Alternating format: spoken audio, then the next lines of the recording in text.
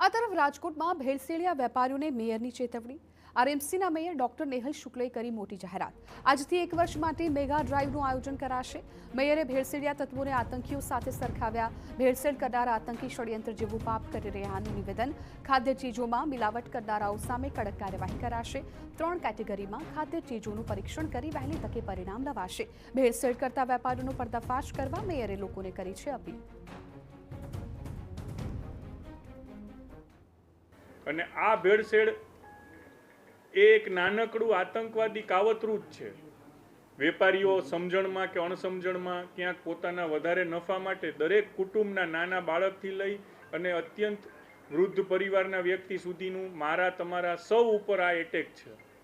અને આને રાજકોટ મ્યુનિસિપલ કોર્પોરેશને ખૂબ ગંભીરતાથી લીધો છે અને હવે ભેળસેળને અટકાવવા માટે નસિયત કરવા માટે આખું વર્ષ ડ્રાઈવ ચલાવવાના છીએ।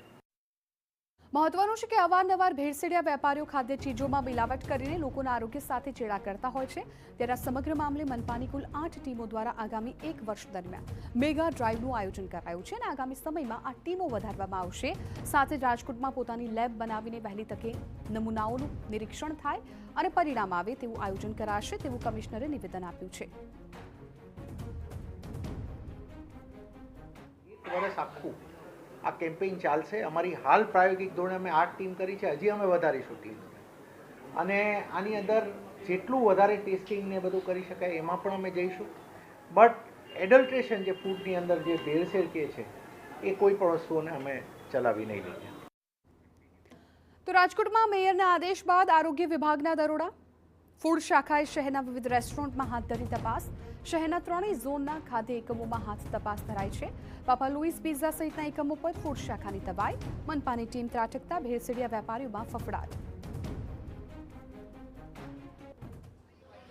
રાજકોટ શહેરમાં લોકોના આરોગ્ય સાથે ચેડા ન થાય તે માટે રાજકોટ મહાનગરપાલિકાના મેયર ડોક્ટર નેહલ શુક્લ છે તેમના દ્વારા ફૂડ શાખાને 1 વર્ષ સુધી નિરંતર કાર્યવાહી કરવાનો આદેશ કર્યાની સાથે જ રાજકોટ મહાનગરપાલિકાના આરોગ્ય વિભાગની ફૂડ શાખા છે તેમના દ્વારા કાર્યવાહી કરવામાં આવી છે। રાજકોટના યાજ્ઞિક રોડ પર આવેલ જે પાપા લુઈસ પિઝા પાર્લર છે ત્યાં દરોડો છે તે કરવામાં આવ્યો છે, જ્યાં ચોંકાવનારી હકીકતો છે તે સામે આવી છે। જે પ્રકારે તમે દ્રશ્ય અત્યારે જોઈ રહ્યા છો કે જે ફૂડ સામે આવ્યું છે, અનેક જે ફ્રોઝન કરેલું ફૂડ છે તે અહીં જોવા મળી રહ્યું છે, જે લોકોના સ્વાસ્થ્ય સાથે ચેડા કરી શકે છે।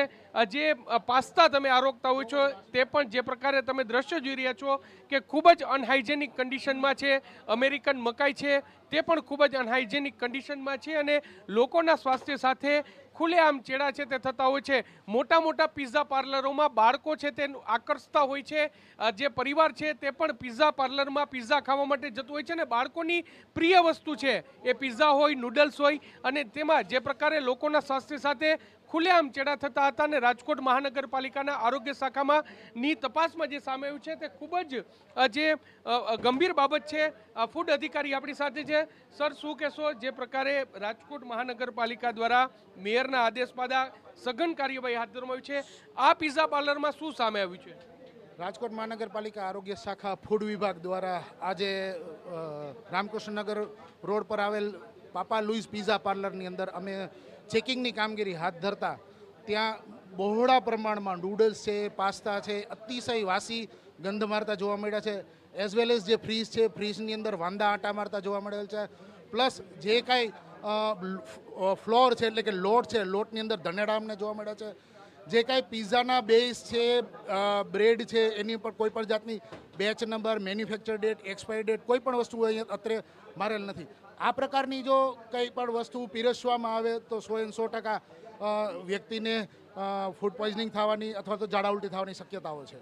સર, આ પ્રકારનો જથ્થો છે તે ઘણા સમયથી હશે, તમે જુઓ કે આ સાંજે જે એક સાથે વધારે જે વેરાયટી આપવાની લાઈમાં આ પ્રકારે લોકોના સ્વાસ્થ્ય સાથે ચેડા, સર શું કાર્યવાહી કરવામાં આવશે? અત્રે તો અહીં જે કંઈ અત્યારે જેટલો વાસી ખોરાક છે એ બધાનો અમે નાશ કરશું, એઝ વેલ એઝ એની સેમ્પલની કાર્યવાહી કરશું, નોટિસ આપીશું અને દંડ પણ ફટકારીશું। સ્પષ્ટપણે જે લોકોના સ્વાસ્થ્ય સાથે ખુલ્લેઆમ ચેડા છે તે થઈ રહ્યા છે। જે પ્રકારે તમે દ્રશ્ય, સર અહીંયા પનીર અને ચીઝનો જથ્થો છે એ ગુણવત્તાયુક્ત છે કે કેવો છે? સર, પનીરમાં ખાસ કરીને અને ચીઝમાં એ લોકોને મેં મેનુ કાર્ડમાં અને એઝ વેલ એઝ એને એન્ટ્રીમાં જે કસ્ટમરને ખરેખર પહેલી નજરેને જ ખબર પડવી જોઈએ કે અહીં એનાલોગ વેચાય છે કે ચીઝ વેચાય છે કે પનીર વેચાય છે, એ એને મારવું જોઈએ. એને કસ્ટમરને ઇઝીલી વિઝિબલ થાય એવી રીતના એ કાર્ય કરેલું નથી. પણ એટલે જે પ્રકારે તમે દ્રશ્ય જોશો સર, આ તમે જુઓ, આ મારા ખ્યાલથી પેલું જે ફળ બનાવે સર, આ રીતના ચપાટી સર. નહીં. એટલે આ જ પ્રકારની બધી વાસી વસ્તુઓ અહીં ફ્રોઝન કરેલી છે.